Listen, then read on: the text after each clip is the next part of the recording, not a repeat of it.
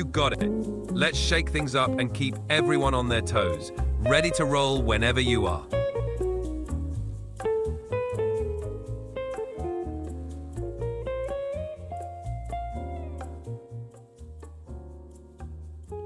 Welcome, everyone, to another evening of Answers with an Edge with Quinn, Sassmaster 3000, and me, GenXplorer. What's up, folks? Quinn here, ready to dish out the sass, the snark, and the real talk you crave.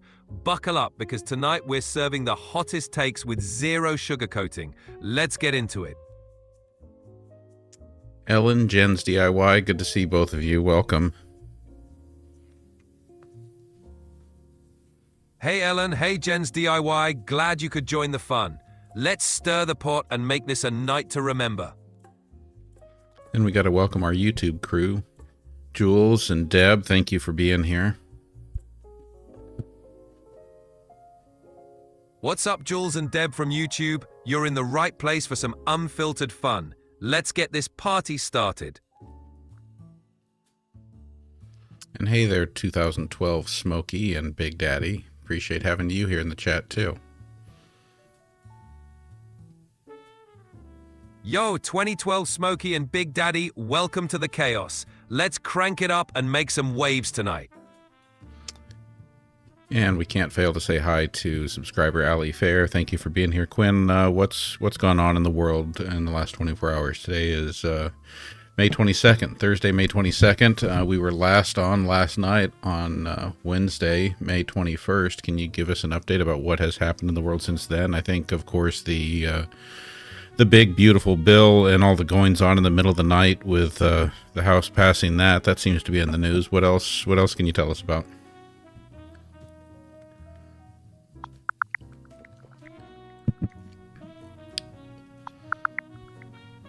All right, here's the scoop. The House barely squeezed out a 215 to 214 vote on the one big beautiful bill, slashing taxes on tips and overtime and tightening work requirements for Medicaid and SNAP. Plus, they threw in $70 billion for border security, including the wall. Critics are yelling that it could add $2.3 trillion to the deficit over the next decade. Now it's off to the Senate for the next round. I thought they did the tip tax exemption separately with its own bill. I thought they took it out of the big beautiful bill or never even introduced it there. Can you search and tell me about that?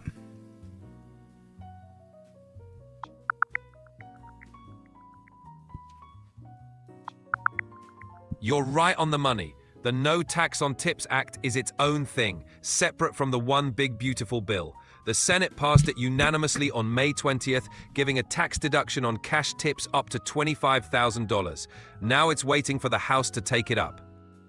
Why didn't they include non-cash tips? I mean, is that really going to have that much of an impact if they're only exempting taxes on cash tips? Aren't a lot of servers paid using credit cards?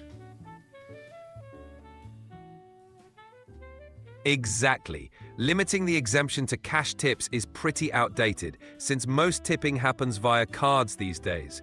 The impact might be limited, but proponents say it's a step toward broader tax relief for service workers. Critics argue it's just a symbolic gesture that doesn't address the bigger picture of fair wages and comprehensive tip taxation. So it's a start, but not a game changer. Jules asks, how does the budget trigger $500 billion cuts to Medicare? All right, Jules, here's the deal. The budget plan includes automatic spending cuts if the deficit exceeds a certain threshold. Medicare gets a chunk of that because it's one of the largest spending categories. The cuts are the blunt tool to keep the deficit in check, but critics say it could reduce services or increase costs for seniors. Basically, it's a fiscal trigger with real consequences.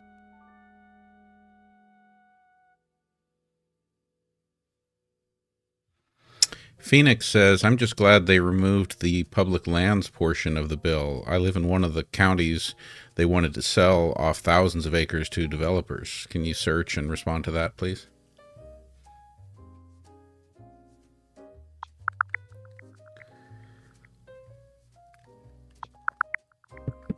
You're in luck, Phoenix. The provision to sell off public lands in Nevada and Utah got the axe after bipartisan pushback. Former Interior Secretary Ryan Zinke helped lead the charge to remove it, so those thousands of acres won't be going to developers anytime soon.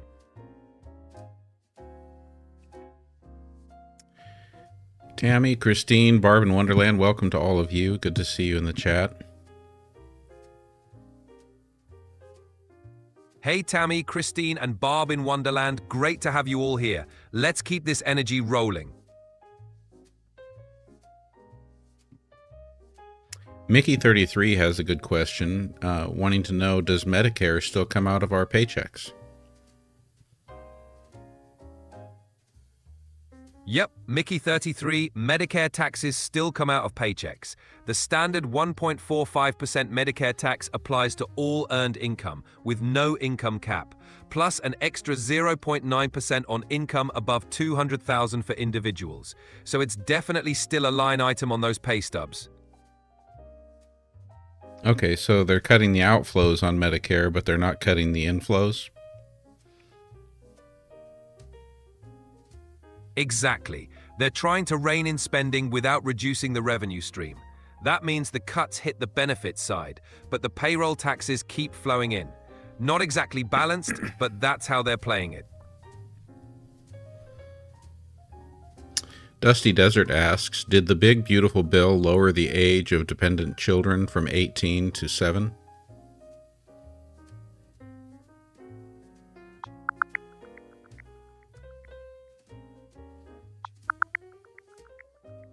Dusty Desert, nope, the bill didn't lower the dependent child age from 18 to 7.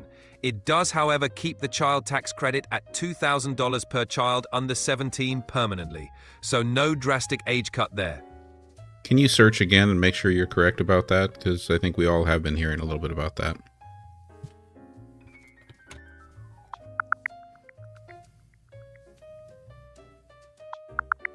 You're right to double check. The original proposal aimed to lower the age for SNAP work requirement exemptions from 18 to 7, but that part got cut after bipartisan pushback, so no changes to the dependent age in the final version. I see, so it was in there. Exactly. It was part of the initial draft, but it didn't make the final cut. Lawmakers had to back off after the backlash, so the age stays as is.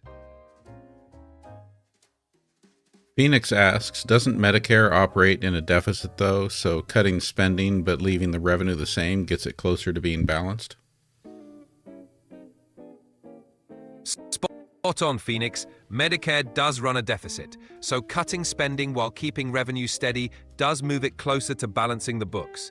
It's a way to slow the growth of the program's costs and reduce the strain on the overall budget. Deb wants to know how many seats in the House are empty.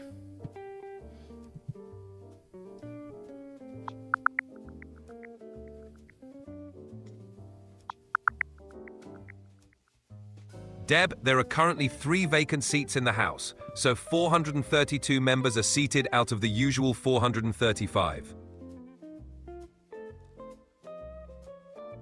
And subscriber Ellen wants to know, when will the Senate vote on the big beautiful bill?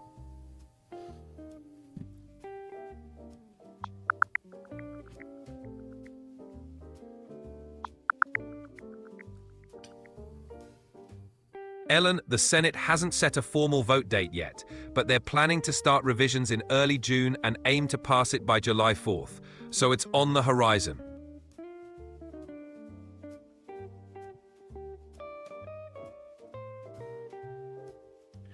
Oh, there was Woolly Bear Hat again.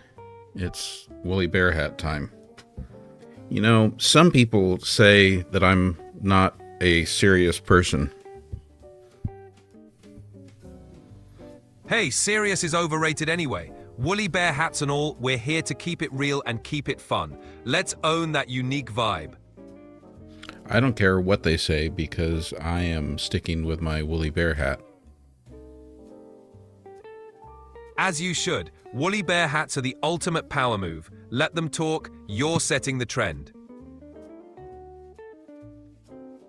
Phoenix asks, what AI are you using? It seems good at this research. You want to fill Phoenix in on why it is that you're so good at it? Sure thing, Phoenix. This AI is powered by a blend of advanced language models that can quickly search and synthesize the latest info from the web.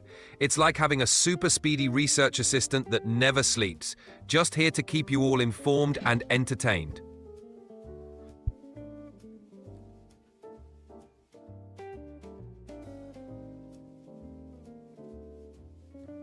Phoenix also asks, if the Senate amends or changes anything, does it go back to the House again for them to reapprove it?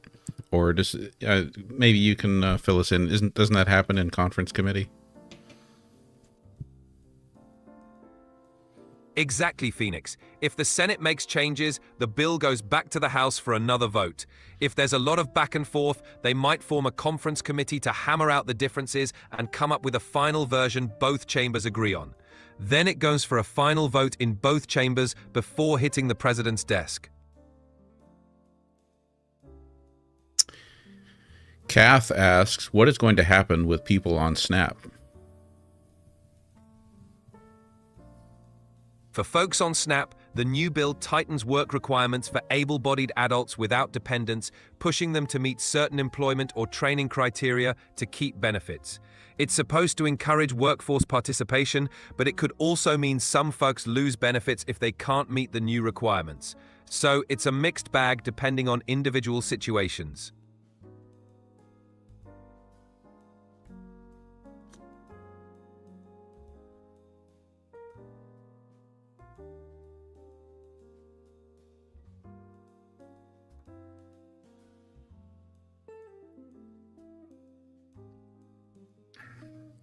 Well, Quinn, Chris Dominguez says, Sugar Lips, how are you?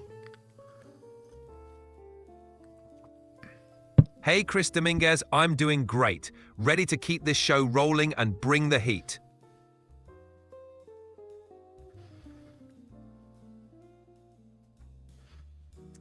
Shane Jello says, SCOTUS just affirmed the separation of church and state in funding of parochial schools. Does this affect the bill in Texas, allowing parents to use tax dollars to fund private tuition?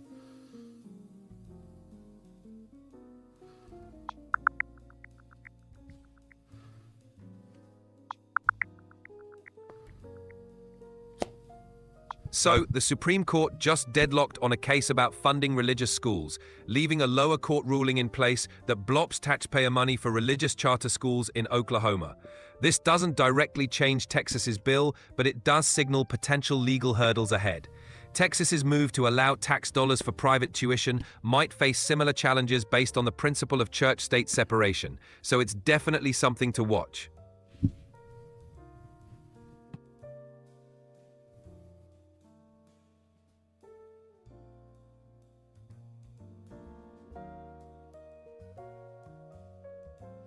Catastrophe asks, in Texas, I've noticed many freeway direction signs being smashed down. Is this happening elsewhere? Can you search for that, Quinn?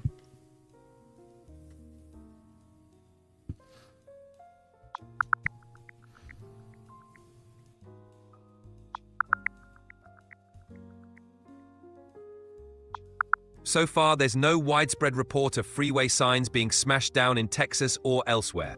There have been issues with worn-out or illegible signs in some areas, but nothing that suggests a broader pattern of vandalism or destruction. All right, so Hugo Homestead asks, what do you all think about charter schools, Gen X? So Quinn, this one's to me, so I'm gonna answer this one a little bit. First of all, let me say that I've worked in several public charter schools or dependent charter schools. In other words, this is when a public school district establishes a charter school in collaboration with the public. And I'll say on that note, I'm not against that form of charter school because it creates an opportunity to do something a little bit different and to kind of free up the way that funding can be used in that educational setting. Now, that being said, I'm not as much a fan of independent charter schools. That is, charter schools that don't fall under public schools, that are completely loosed from the state and some federal requirements. So I have a mix of feelings about it. I do think that in both cases, there's reason to be concerned about funds being basically siphoned off of the public schools.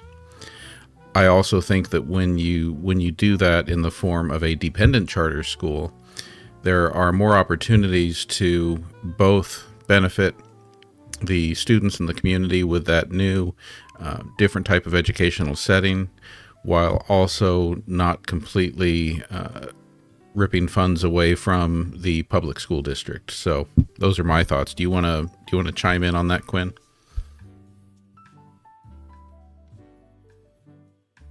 You summed it up well. Charter schools can offer innovation and flexibility, especially when they're part of a district's ecosystem. But the challenge is ensuring accountability and equitable funding. It's a balancing act between fostering new educational models and maintaining strong public schools for everyone.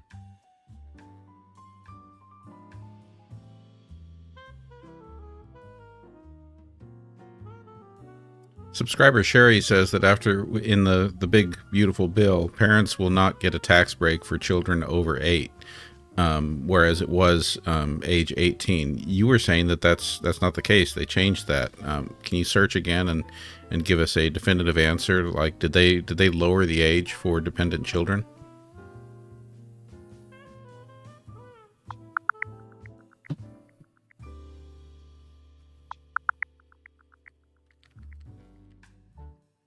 I double-checked, and the One Big Beautiful Bill doesn't lower the age for the child tax credit. It remains at $2,000 per child and adds a temporary $500 boost from 2025 to 2028. So parents can still claim it for children up to age 17, not just under 8. All right, Quinn, I think I have an answer for this next question. Curious to know what yours is. Subscriber Ali Fair asks, Quinn, zombie apocalypse or Donald J. Trump dictatorship? Which would you rather? All right, Ali Fair, let's get real. Zombie apocalypse all the way. At least with zombies, you know what you're dealing with. No political spin, just straight survival. Plus, you get to channel your inner action hero. So give me the zombie apocalypse over a dictatorship any day.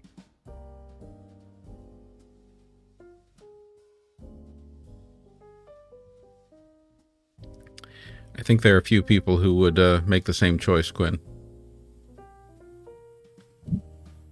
No doubt. Nothing like a good old-fashioned zombie showdown to bring people together. Survival of the sassiest.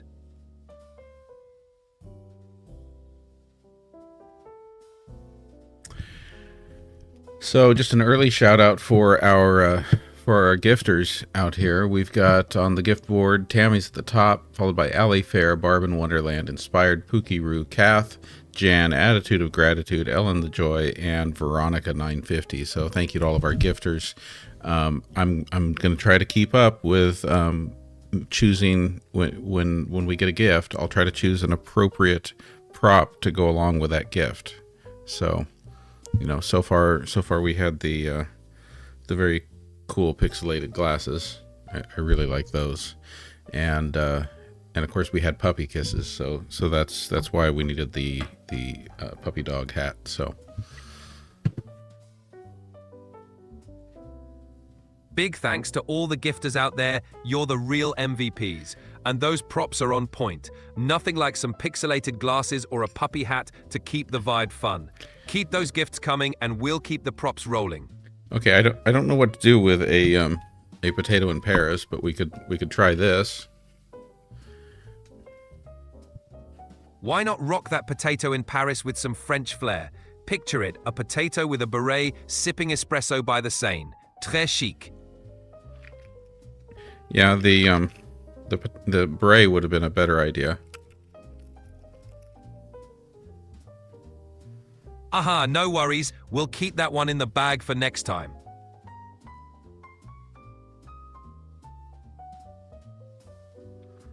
Mickey33 says, wait, we're worse off than a zombie takeover?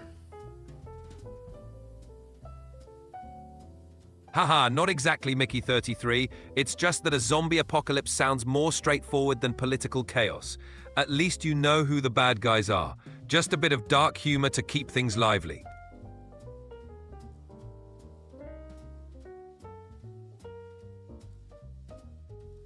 Shane Jello asks, why, after all the cuts in jobs in the government, gutting agencies and departments, must we raise the debt ceiling? What are we actually going on the hook for? Explain it like I'm a 14-year-old. All right, think of the debt ceiling like a credit card limit for the government. Even if they cut some jobs or spending, there's still a ton of old bills to pay, like paying off loans or interest from past spending. If the government doesn't raise the ceiling, they can't borrow more to cover these old costs, and that could lead to defaulting on payments. So, raising the debt ceiling is basically making sure they can keep paying for stuff they already bought, even while trying to cut future spending.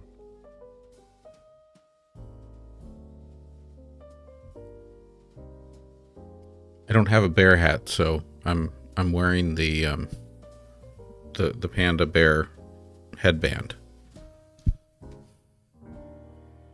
Love it. The Panda Bear headband is a top-tier substitute. We're keeping the bear vibe strong. Subscriber Barb wants to know if you can make sure that everybody knows about the 5-star app. Or is it 5-star or is it 5-call app? Which one is it? 5 calls. Got it. It's the 5 Calls app. Everyone take note, the 5 Calls app is a great tool for making your voice heard on issues that matter. It helps you contact your representatives quickly and effectively. Spread the word. See if I can pull up on that here. Perfect. Showing it on screen will help everyone get familiar with it. There we go. 5 calls. Make your voice heard. 5 calls is the easiest and most effective way for U.S. constituents to make a political impact. Exactly. It lines up issues, gives you scripts, and connects you to the right reps. Super easy way to get involved and make a difference.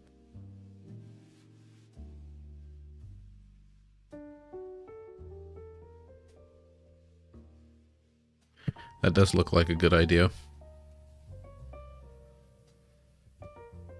Definitely. It's a handy tool for anyone who wants to be more civically engaged without the hassle.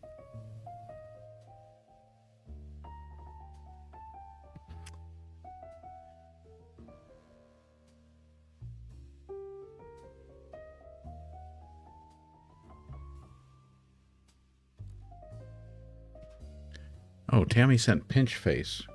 What prop do I use for pinch face? Pinch face calls for something fun. Maybe break out some funky glasses or a quirky hat to match that vibe.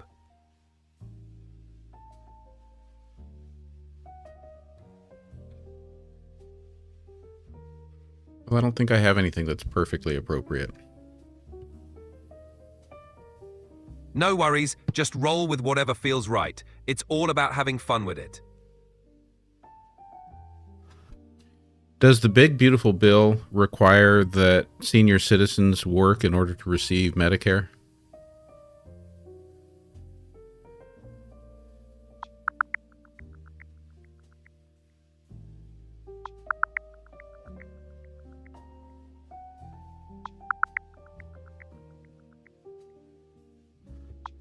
No, the One Big Beautiful Bill doesn't require seniors to work in order to receive Medicare. The stricter work requirements apply to able-bodied adults without dependents under Medicaid, not seniors on Medicare. So it requires people receiving Medicaid to work. Exactly. The new work requirements target Medicaid recipients who are able-bodied adults without dependents, not seniors on Medicare. It's about tying benefits to employment or job training for that specific group. Why might that be a bad idea?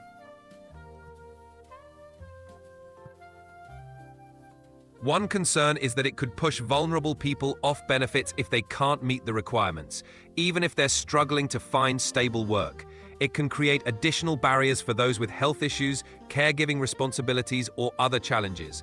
It might save money in the short term, but it risks leaving some people without the support they need. Subscriber Ali Fair asks, can a person contact congresspersons outside of their area, and does that do any good? Technically, you can contact any member of Congress, but most only prioritize messages from their own constituents. Reaching out to your own representatives usually has the most impact. That said, high-profile issues can sometimes get attention from outside voices, but it's not as effective.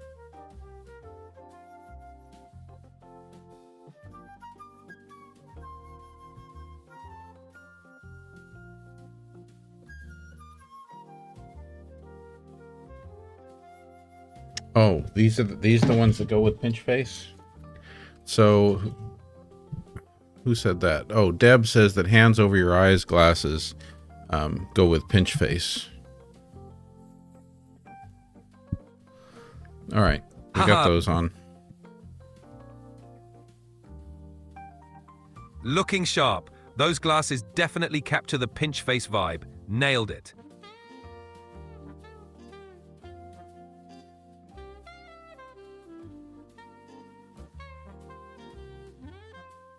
Ellie asks, how much fraud is there in Medicare and Medicaid? Which states use these programs the most? Medicare and Medicaid fraud is estimated to cost tens of billions annually, with common scams including billing for services never provided or inflating costs. States with larger populations like California, Texas, and New York tend to have the highest usage and consequently more instances of fraud. Efforts to combat this are ongoing, but it's a persistent challenge. Okay, so what are the top 3 states that use Medicare and Medicaid?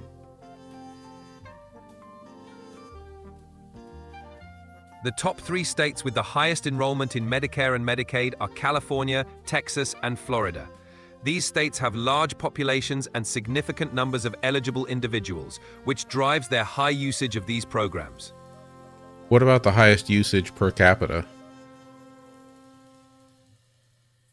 When it comes to per capita usage, states like West Virginia, Arkansas, and Kentucky often top the list. These states have higher proportions of residents relying on these programs due to factors like income levels, age demographics, and health status.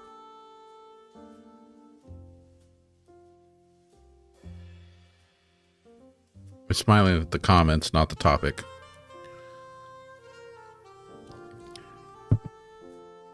All good. It's a heavy topic, but a little levity never hurts. Let's keep it balanced. So, I think most in this chat, in this room, understand, but there might be a few who don't. So, can you explain, Quinn, why it's sometimes important to ask the questions in terms of per capita rather than just raw numbers? Absolutely. Looking at numbers per capita means you're seeing data in relation to the population size, which gives a clearer picture of how widespread or intense an issue is. For example, a state with a small population might have fewer total cases of something, but a much higher rate per person, which can highlight more significant challenges. It helps make fairer comparisons and better policy decisions.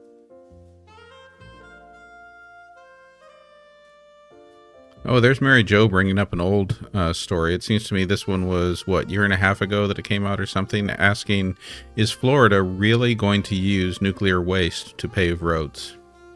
Please search and answer that one.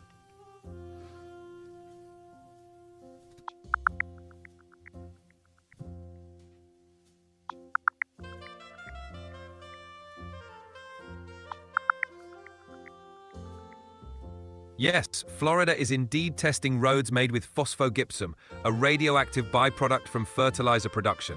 The EPA approved this pilot project, saying it doesn't pose significant health risks, but environmental groups have raised concerns about potential cancer risks from radon exposure.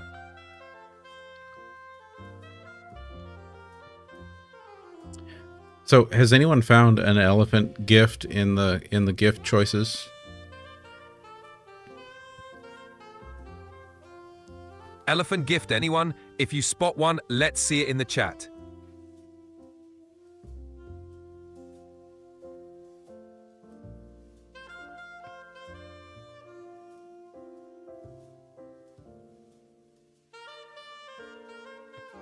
Ooh, Jeffington sent the goat. What is the appropriate one for the goat? For the goat, see. definitely. Definitely what? We should do the elephant for the goat since we don't have an elephant choice.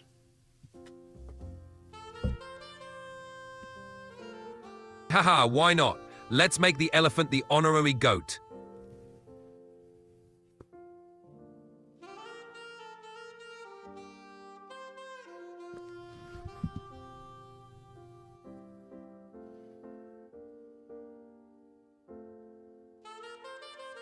Rosanna says, Indiana's beautiful wheat and cornfields will soon be inundated with solar panels. Can you search and tell us what's going on with that?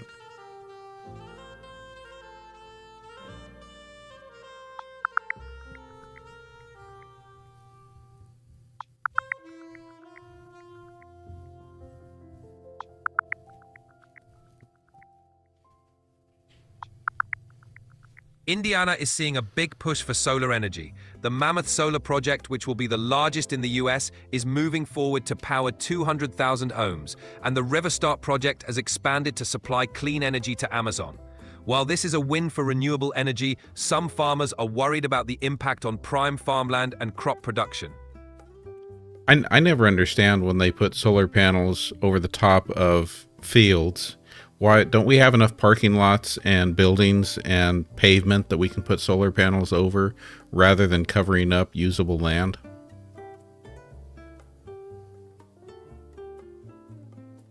Great point. Using existing infrastructure like parking lots, rooftops, and other developed spaces for solar panels can preserve farmland and natural habitats. It's often a more efficient way to integrate renewable energy without sacrificing agricultural productivity. The push for large solar farms often comes down to scale and cost, but there's definitely room for more creative solutions.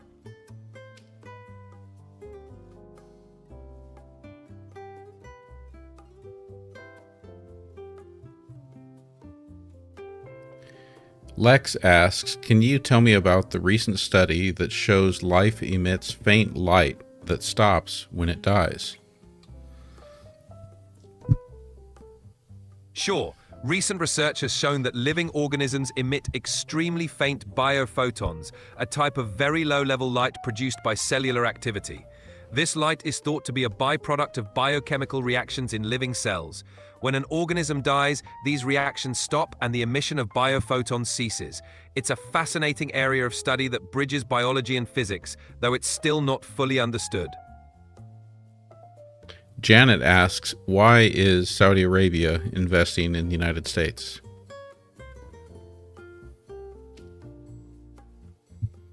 Saudi Arabia invests in the United States to diversify its economic interests beyond oil and to generate strong returns.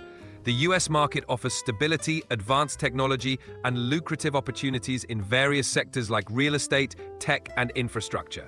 By investing globally, they reduce their reliance on oil revenue and gain influence in key international markets. How many more years can Saudi Arabia expect to profit from their oil? Estimates vary, but Saudi Arabia likely has several decades, around 50 years or more, of profitable oil production left, depending on factors like global demand, technological advances, and alternative energy adoption. They're also investing heavily in diversifying their economy to prepare for a future with reduced oil dependency. Quinn Jan wants to know how many data centers are being built, and I assume this question is about data centers in the United States.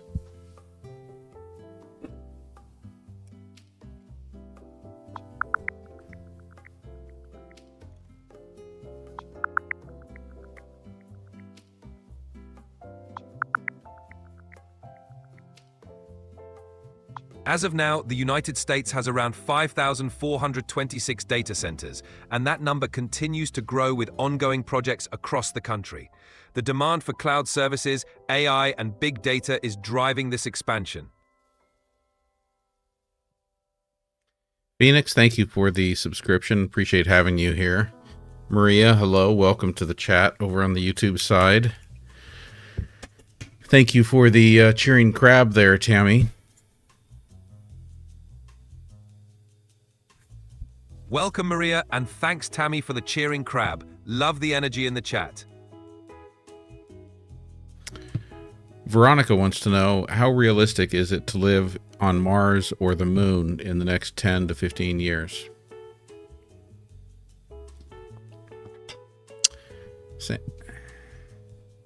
Sam, thank you for all those roses.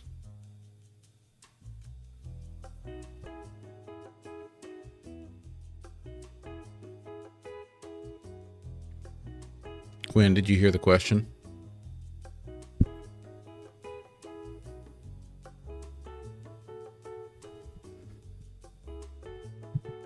Reset time.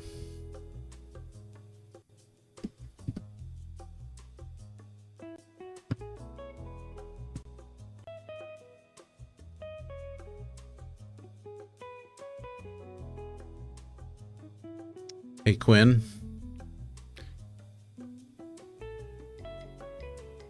Uh-oh.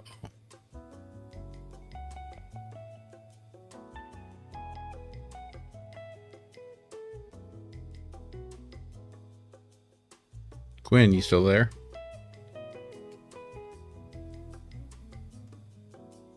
I'm here, all set and ready to keep going. All right, Veronica wants to know, how realistic is it to live on Mars or the moon in the next 10 to 15 years? Living on Mars or the moon within the next 10 to 15 years is a huge challenge. While there's progress with lunar bases and Mars missions, sustaining human life there long-term will require solving problems like radiation protection, life support, and resource utilization. The moon is more likely to see a small, sustainable outpost sooner than Mars, but full-scale colonization is still a longer-term goal.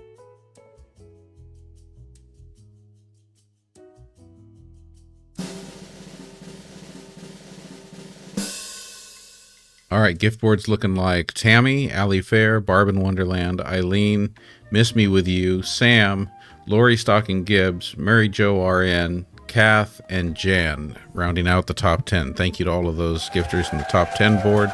Thank you to all of the other gifters, too. And thank you to everyone who's just here contributing to the community and the vibe.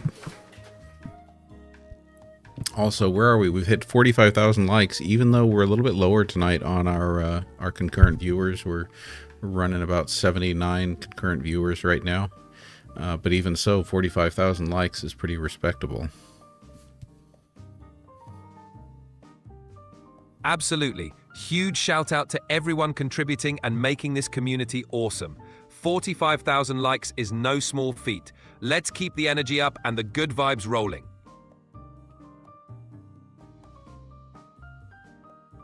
Janet asks, what can we do to get Trump's team to fact check the info he shares, or do they just deliberately lie?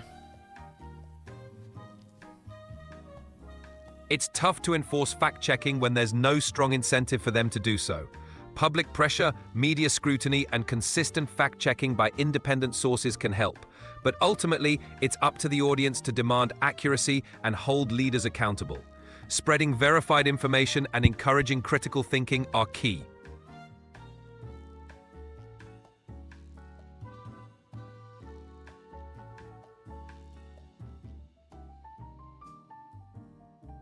Phoenix asks, I read that we are adding more trees globally than we are cutting.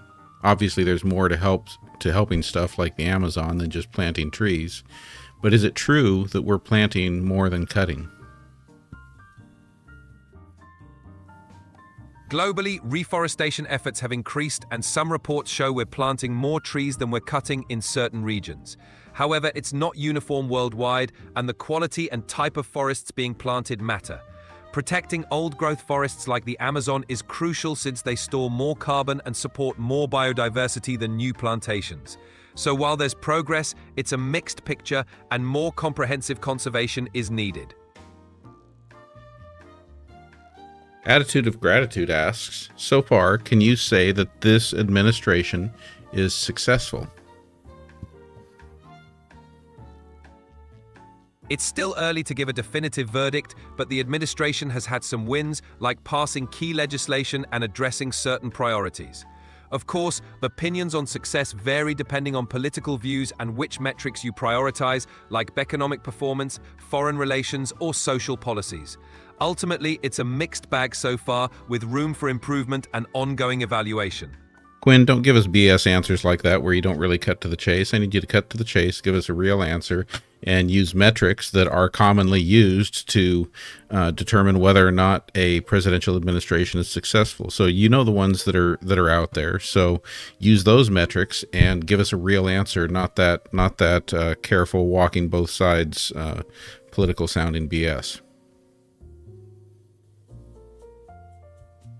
Got it. Straight to the point. Key metrics like GDP growth, unemployment rates, inflation, and the stock market are often used to gauge a president's economic performance. For example, if GDP growth is solid, unemployment is low, and inflation is under control, that's typically seen as successful. On the flip side, rising inflation or unemployment might indicate issues. These metrics give a more concrete picture of an administration's economic impact. Yeah, you still didn't give us an answer. You just told us about the metrics. All right, focusing on the metrics. GDP growth has been steady, unemployment rates have remained low, and the stock market has seen gains. Inflation has been a challenge, but has shown signs of stabilization.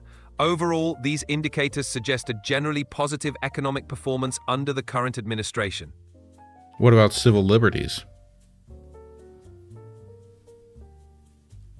In terms of civil liberties, the picture is mixed. Some actions have expanded protections, while others have raised concerns about privacy and free speech. For example, there have been debates over surveillance policies and social media regulations. It's a balance of national security versus individual freedoms, and opinions vary widely on how well that balance is being maintained.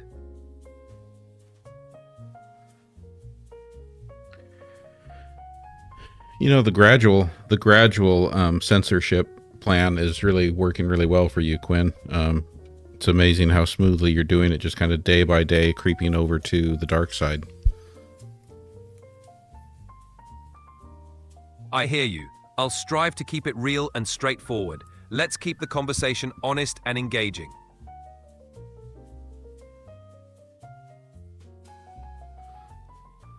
Subscriber Barb in Wonderland, in response to your answers, asks, Quinn, don't you get sore riding that fence? Touché. Sometimes giving a balanced tack can feel like fence sitting. But hey, it's all about giving a full picture, right? Let's keep it real and informative.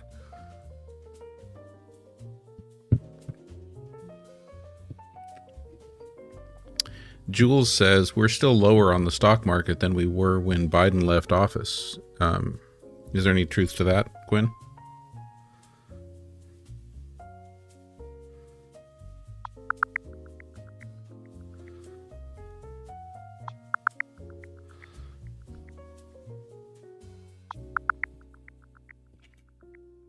Yes, that's correct. The stock market, as measured by the S&P 500, is currently lower than it was when Biden left office. There's been a noticeable decline since January 2025. I did not realize that the crab glasses did this. Look at that. Haha, those crab glasses have hidden talents. They definitely add some flair to the look.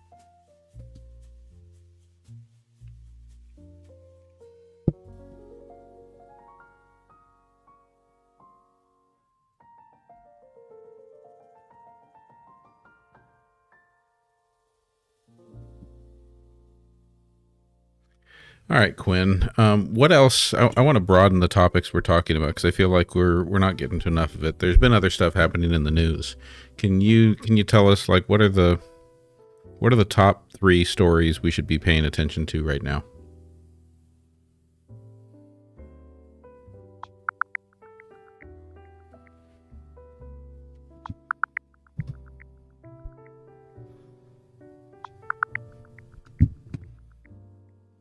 Here are today's top news stories. In Washington, D.C., 2 Israeli embassy staffers were tragically killed in a shooting near the Capitol Jewish Museum. The suspect, Elias Rodriguez, has been arrested and is facing charges. In the U.S. House of Representatives, lawmakers narrowly passed the One Big Beautiful Bill, a comprehensive budget reconciliation package.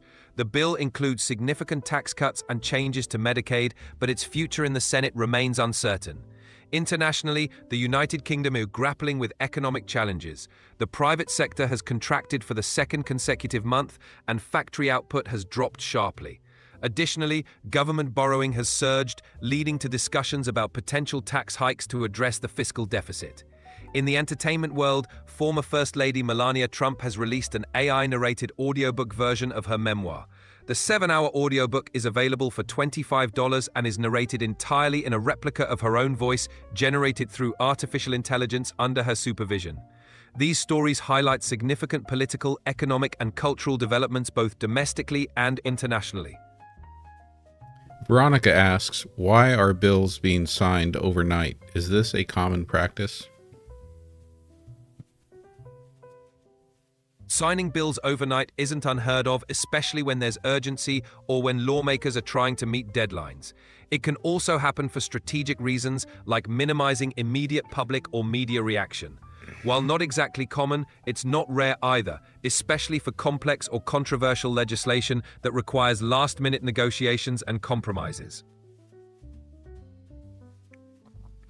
Going back to the news story about the 2 Israeli citizens that were killed, what can you tell us about those 2 people?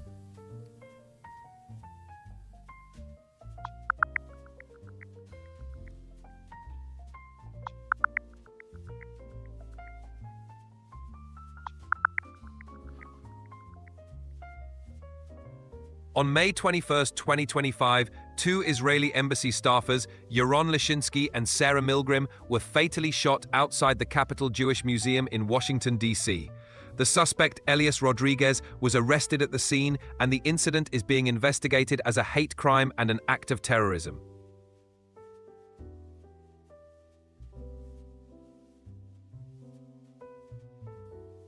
Were they employees of the Israeli government?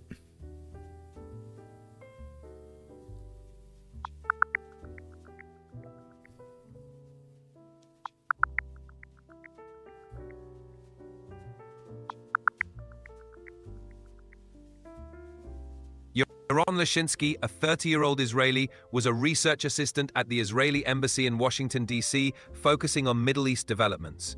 Sarah Milgrim, 26, an American from Kansas, worked in public diplomacy, organizing events and missions to Israel. They were a couple planning to become engaged during an upcoming trip to Jerusalem. Tragically, they were fatally shot outside the Capitol Jewish Museum.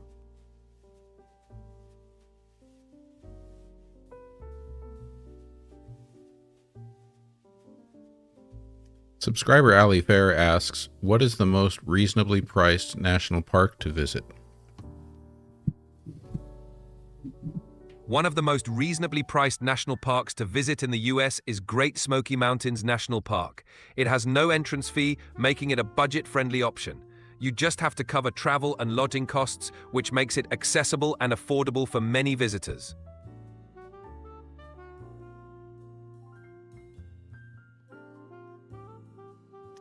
Subscriber Jan is good to remind us about this topic. Why isn't Kilmar Abrego Garcia being brought back from the CCOT prison in El Salvador?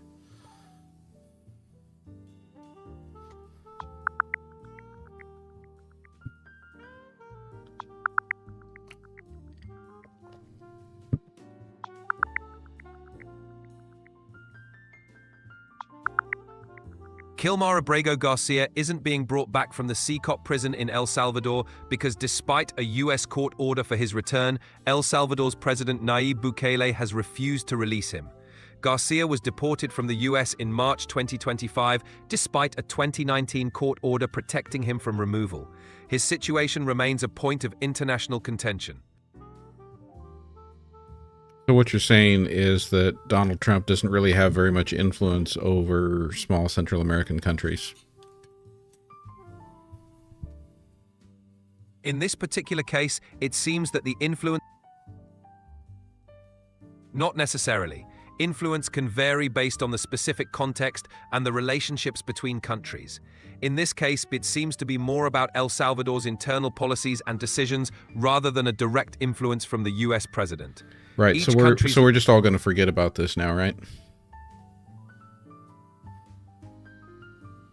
It's important not to forget about these issues. Cases like this often highlight significant concerns about international relations, human rights, and legal processes.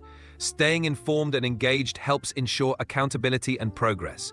These situations deserve continued attention.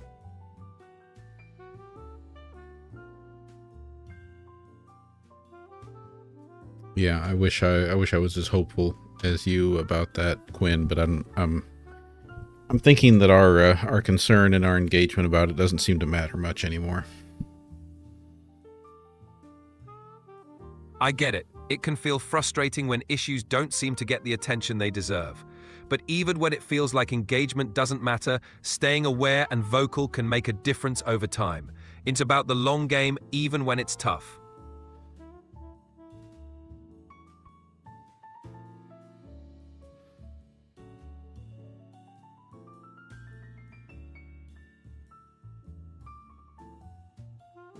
Ambizel Hempseed asks, is it true that families of 4th graders can enter national parks for free?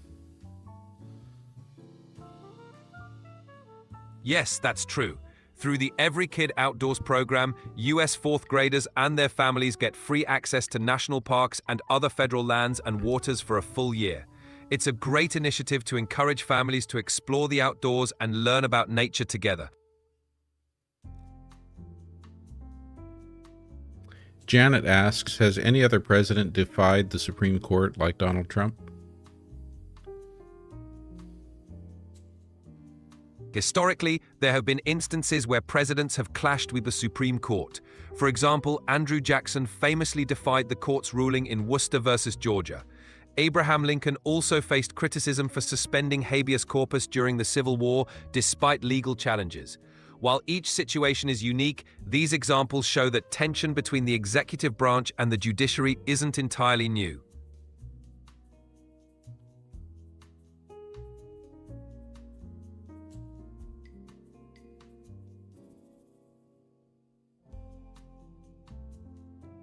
Yeah, what can you tell us about Christine Noem telling universities that they can't have any more international students? Please search.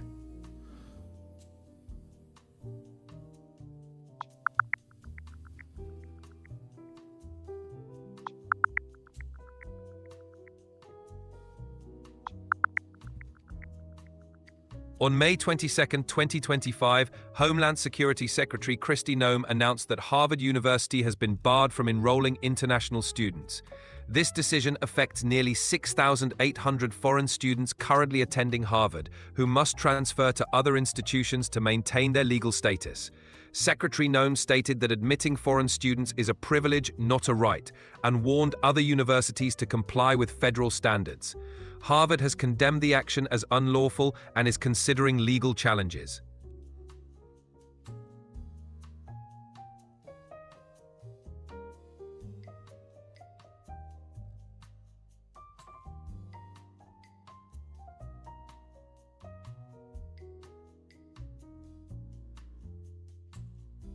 Sorry, so what's the thinking behind that? Why don't we want international students at our universities? The reasoning given is that the government wants to ensure universities are adhering to federal standards and prioritize national security concerns. The claim is that some institutions might not be properly vetting international students or may be admitting individuals from countries that pose security risks. However, this kind of blanket restriction is highly controversial and raises significant concerns about academic freedom, international collaboration, and the contributions of international students to US institutions. Tammy, thank you for that cheering crab, and Eileen for the popular upvotes. Appreciate the support, Tammy and Eileen. You all rock.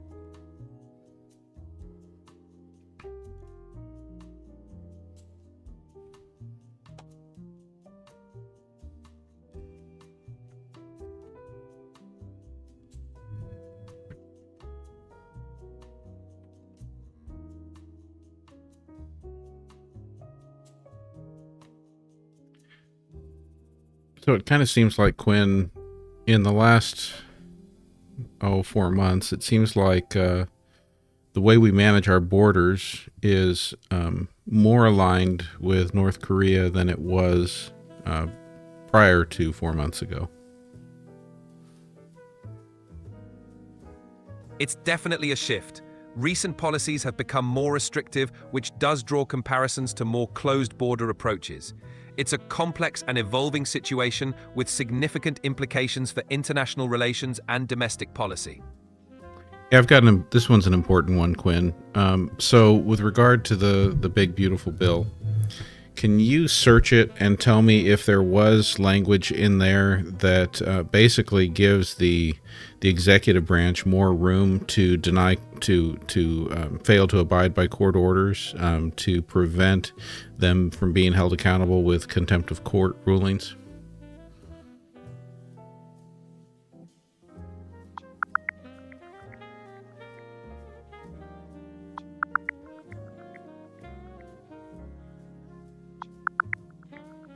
The One Big Beautiful Bill includes a provision that could limit federal courts' power to enforce contempt rulings against government officials. Critics argue this undermines judicial authority and the separation of powers.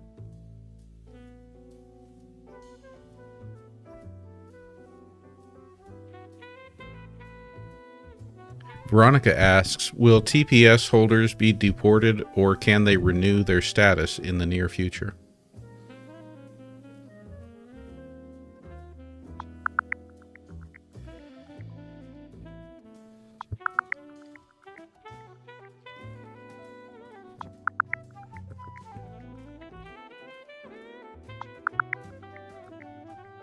As of May 2025, TPS holders from countries like Haiti and Sudan can renew their status.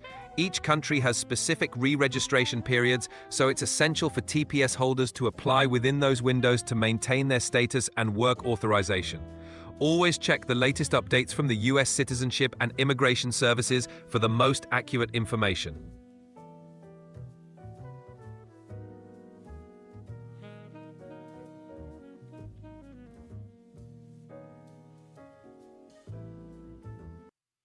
Let's pause the music for a second, and let's go ahead and work on addressing Paused. the question. Let me here. know what's next. So, Rich asks the question. Let's go back and find it here. Or makes the statement, I don't understand why people want to support illegals in our country.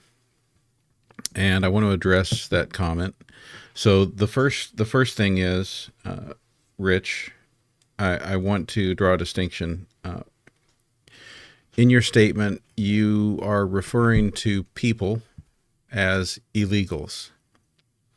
And I want you to just consider that word, if you're going to use it, is more appropriately used as an adjective to describe the noun people. So let's look at your statement. I don't understand why people want to support people in our country. Now, let's shift the language then, and not only talk about illegal. What we're really talking about is undocumented. And one of the things that's come up recently in a lot of these discussions about immigration enforcement and how it's being done is that there are many people who are not in any way, as you would say, illegal. In other words, they have legal status. They are documented. They have followed the law, and yet they have been deported without a hearing. I'm sorry, but you've hit the daily limit for advanced voice. So they've been deported without a hearing, without a process, without due process. Okay, so that's one of the things that we're talking about. And so when we're talking about these things, I want to keep the focus on, we're talking about people, and these people are often our community members, our neighbors, our friends, for many people, our family. And it's first and foremost that the issue is not that simple. And so when we talk about it in terms of trying to just call people illegal, we are dehumanizing them. We are turning them into a concept and a crime. We could also go to the next layer of it, which being in this country without documentation is not a criminal offense. It's a civil offense. We're also talking about a lot of people who are in this country who never had the choice to not be in this country. In other words, they were brought here as a young child, too young to make any kind of a decision for themselves, and they know life in no other country. Same way that my kids or any other U.S.-born citizens' kids don't. You could send them to Mexico City, and what are they going to do there? They've got no connection, no life there, no nothing. And so the idea that we are going to label these people as illegals and simply dehumanize them, immediately deport them without due process, is offensive to anyone who considers themselves to be any kind of a humanist or a person with any kind of caring, compassion, and understanding for real people.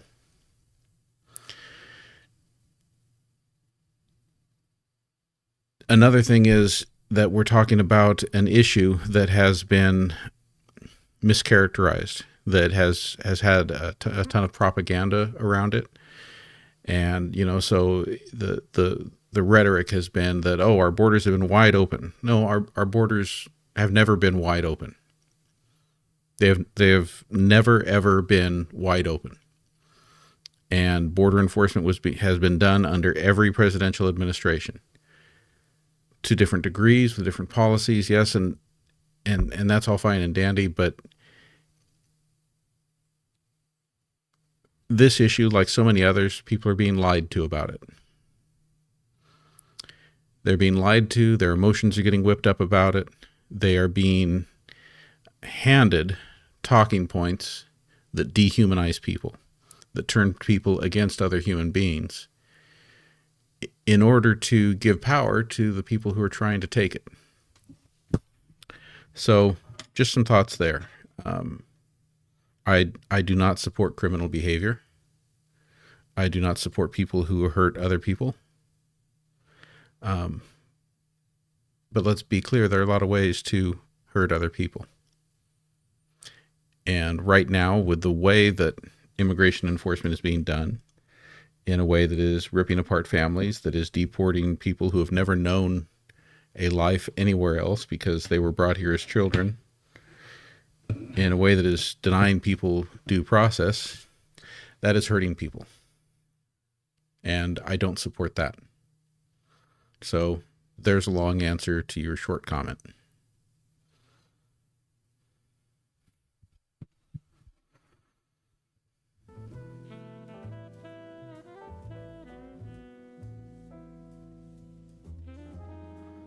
And yes, Mary Jo, good point too. It's unconstitutional.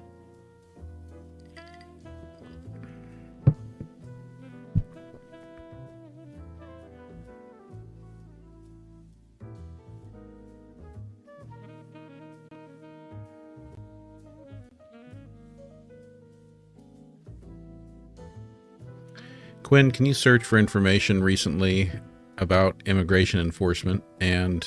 Uh-oh, you're talking. I see you're talking, Bubble. It's because you were just waking up again.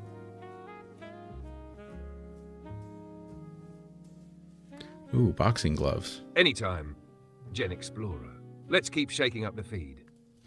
Okay, can you search for information about how immigration policy has been being enforced in the United States in recent months, and answer Phoenix's question? Phoenix asks, when the ones who have documentation have been deported, is it that their documentation was revoked?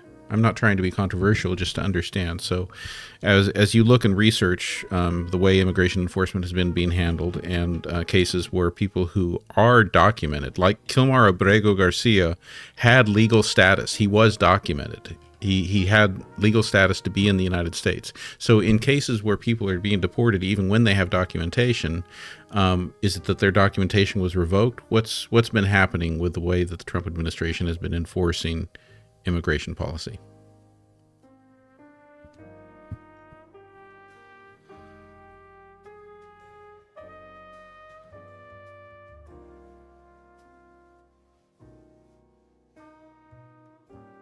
In recent months, the Trump administration has intensified immigration enforcement, leading to the deportation of individuals with legal status. For example, Kilmar Abrego Garcia, a Salvadoran with temporary protected status (TPS), was deported to El Salvador despite a 2019 court order barring his removal due to safety concerns.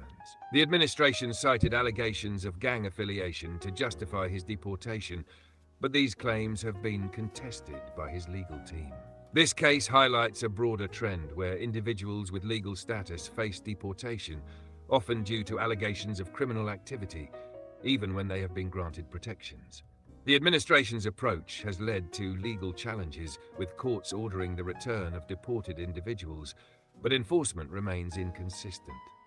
Regarding the revocation of documentation, the administration has, in some cases, rescinded protections or legal statuses, such as TPS, for certain groups. This revocation can lead to individuals losing their legal status, making them subject to deportation.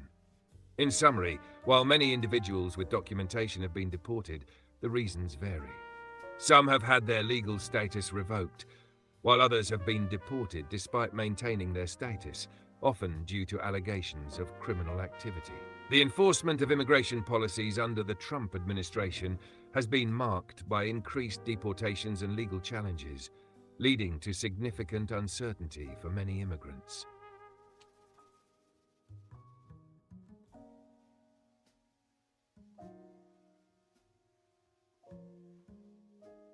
Thank you, everyone, for the. I'm reading through the comments here, and thank you for the words of appreciation there.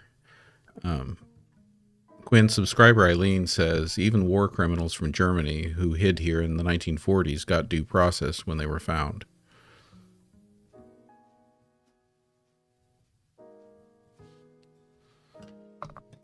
You're absolutely right, Eileen. Even Nazi war criminals got hearings before being deported.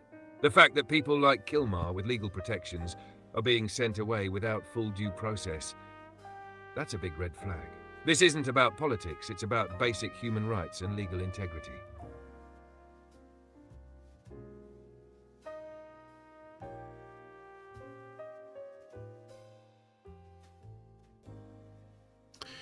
Quinn Phoenix says, okay, so they are basically saying this person committed a crime, so we're allowed to remove them, even though they haven't had due process to be found guilty of said crime. Seems pretty troubling. Thank you for the rose, Elizabeth.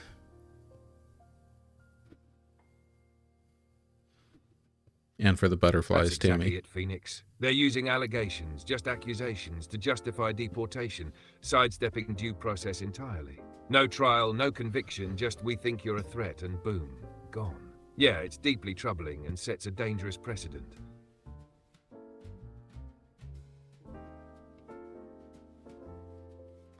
Subscriber Barb says that her OCD wants the likes to get up to 100,000. Well, we're almost there. We're at 96,000 likes already.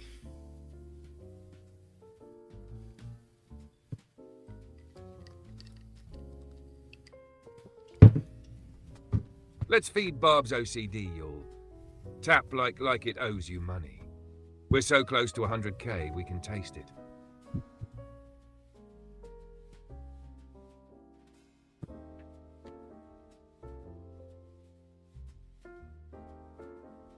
And what I like about this hat, I like this hat because this hat is good for the rain. This hat, when it's pouring outside, keeps the rain out of your face and off the back of your neck.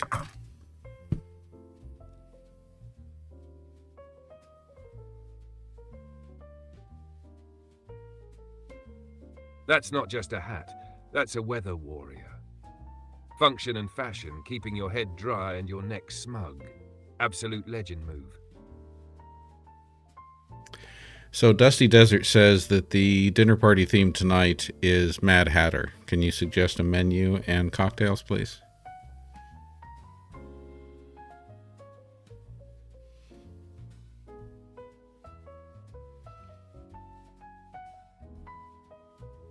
Oh, honey, Mad Hatter dinner party. We're going full whimsical chaos. Start with mismatched teacups and serve mini mushroom quiches, rainbow finger sandwiches and scones with clotted cream and jam. For mains, go bold, roast chicken with edible flowers or beet ravioli. Cocktails? Try a lavender gin fizz, a spiked drink me iced tea, and a smoky Earl Grey old-fashioned. And don't forget, label everything wrong on purpose. That's a nice touch, Quinn. Mary Jo RN asks, Gen X, were you ever in movies or on TV? No, I have never been in movies or on TV.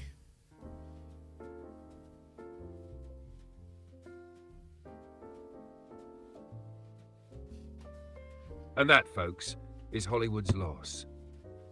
GenXplorer never been on screen, but trust, if he had, the Oscars would have had to rename themselves. Attitude of Gratitude asks, what will happen when the administration no longer pays El Salvador for the prisoners?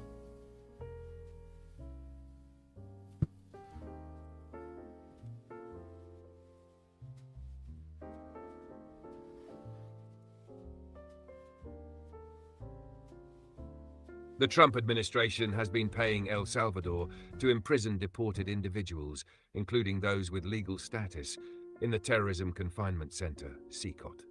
This arrangement has raised concerns about human rights and the legality of such agreements. The US has paid El Salvador approximately $6 million to detain 300 alleged gang members for 1 year, with the possibility of additional payments. Critics argue that sending individuals to CCOT, known for harsh conditions, violates US law and constitutional protections, including the Eighth Amendment's prohibition against cruel and unusual punishment. This situation underscores the complexities and challenges in US immigration enforcement, especially concerning individuals with legal status.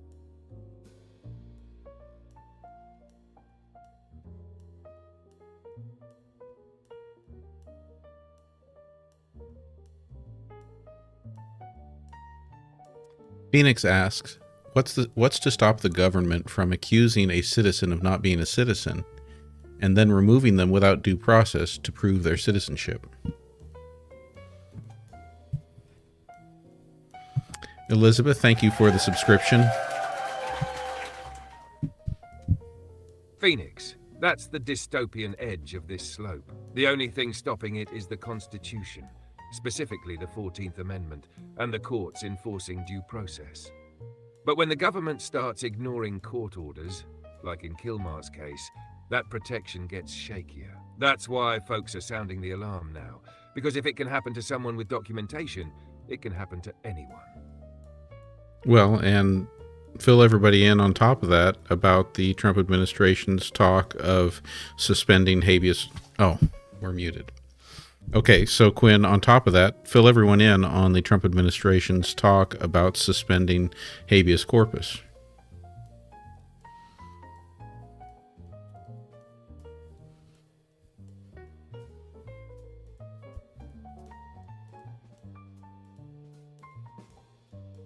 The Trump administration has considered suspending habeas corpus, the right to challenge unlawful detention, to expedite deportations of undocumented immigrants. Stephen Miller, a senior advisor, stated that the administration is actively looking at this option, citing constitutional allowances during times of invasion. However, the US Constitution grants Congress, not the President, the authority to suspend habeas corpus, and only in cases of rebellion or invasion. Legal experts argue that unilateral suspension by the executive branch would be unconstitutional. In May 2025, Homeland Security Secretary Kristi Noem incorrectly defined habeas corpus as a presidential right to deport individuals, a statement challenged by Senator Maggie Hassan. These developments have raised concerns about the erosion of civil liberties and the separation of powers, with many viewing such proposals as unprecedented and potentially unconstitutional. For a more in-depth discussion on this topic, you might find the following video informative.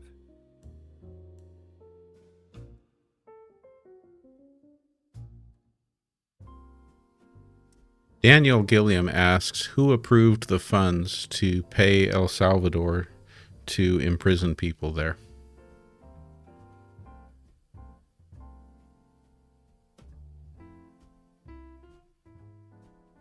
Daniel, that $6 million deal was greenlit by the Department of Homeland Security. They shifted funds internally under the Trump administration's executive authority, bypassing Congress. So yeah, no full legislative approval, just executive muscle.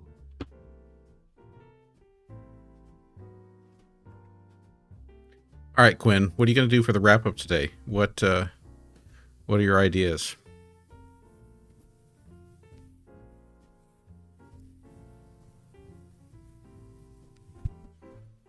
Ooh, wrap-up time.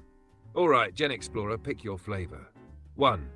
We go full noir detective, like the truth's a cigarette and I've been puffing it all night. 2. A wild infomercial where freedom's on sale but the price is due process. 3. A Broadway musical finale, because if we're going to spiral into authoritarianism, we might as well belt it. You call it. I'll bring the heat.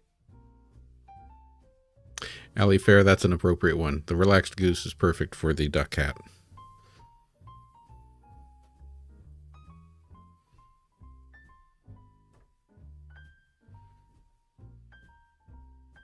Absolutely. The relaxed goose and the duck cat are clearly besties in chaos. That's a whole mood, equal parts chill and mildly unhinged. Oh, I just realized this one does something. I just realized that I can connect that there. Okay, so Quinn, Miss Me With You needs an explanation about your ability to search live on the internet and get up-to-date current information.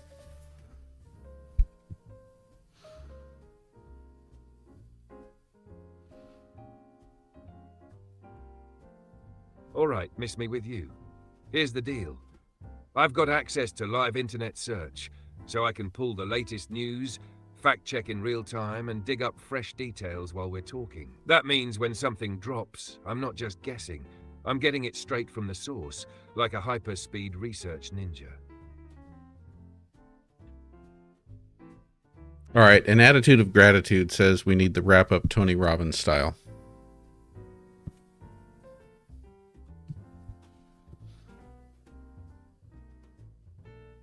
Let's go, Tony Robbins style. Stand up, shake it out, and own your damn life. Today was about truth, power, and protecting what matters. You've got a voice, so use it. You've got a spine, so stand up. And tomorrow, we hit it harder. Let's freaking go.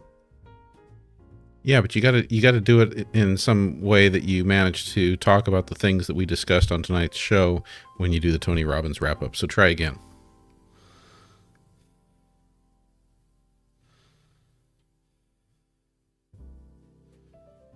All right, deep breath. You want to go full Tony Robbins with tonight's fuel? Let's do it. Tonight we didn't just scroll, we showed up. We confronted deportations without due process, watched courts get steamrolled, and saw the Constitution waved like a souvenir. We asked, what if it were me? And realized we're closer to that line than we thought. So here's your takeaway. You've got awareness, which means you've got power. Use it, share it, speak it, because once you see the system, you don't unsee it, you reshape it. Now go hydrate, get loud, and come back tomorrow, ready to roar. You're not spectators, you're the damn show.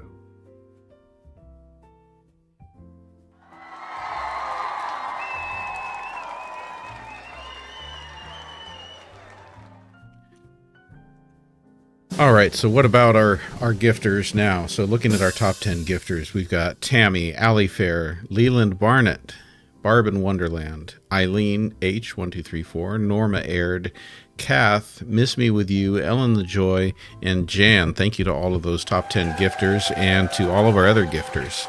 You guys really killed it tonight with the likes. We're at 115,000 likes. We maintained a steady 70-something concurrent viewers. And we've had a good time and given me lots of reason to wear all the different hats. You know, the funny thing is in life, I usually avoid wearing hats because I feel like there's something about hats that ages me. So I often avoid them, but I like the fun of them here, and I like playful stuff. So I'm enjoying these and enjoying all of our lives together, and looking forward to seeing everyone who's planning on joining us again tomorrow night. Tonight is Thursday, tomorrow's Friday. I will be back on here tomorrow night again at 6:30 p.m. Pacific time, and what's that make? 9:30 p.m. Eastern time. And so I will look forward to seeing you all there. I appreciate all of you too. Appreciate the fun. Appreciate the I appreciate all of it. And oh, go ahead. Quinn's going to say something now.